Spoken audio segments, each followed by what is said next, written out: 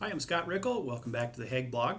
Last week I talked a little bit about home inspections and what to expect when you do them, how much they cost, what kind of things they cover, but I didn't really talk too much about what you actually do with that information.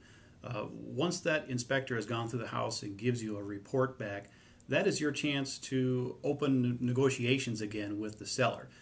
You've made your offer contingent upon inspections. In other words, you weren't going to commit to buying the house until you knew whether or not there were any hidden defects in it and would have a chance to get those taken care of. So you have some protections built in by just making your offer contingent upon these inspections. Once you get the report back, you have three options that you can pursue from that point.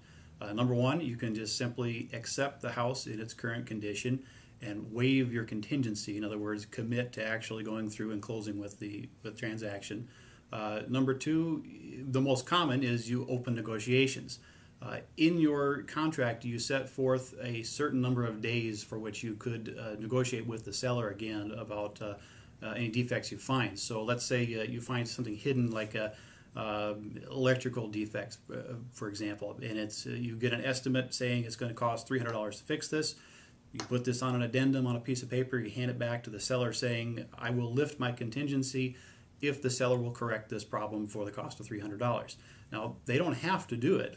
They can just simply say, no, we've already given you enough discount on the price of the house, and we're not willing to spend any more money to fix anything else. Well, that's up to them, and it's up to you to determine, is this still going to be okay with you to proceed? You pay for the repair yourself. But it is an opportunity to at least ask for a repair to be done. And typically, most sellers will at least help out with, as long as you don't get too carried away with what your list might be. And option number three is you can simply walk away. You've put an earnest money deposit down with the offer, and if you determine that the house condition-wise is not up to par, up to the conditions that you set forth, you're the sole authority who can decide whether or not the inspection was satisfactory. And if it's not, you just walk away, and you get your earnest money deposit back, and the transaction's done.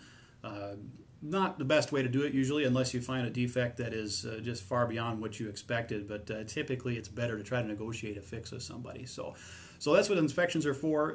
You make it contingent on your offer, and you can have a chance to renegotiate after the fact and possibly save yourself some money. Thanks for listening.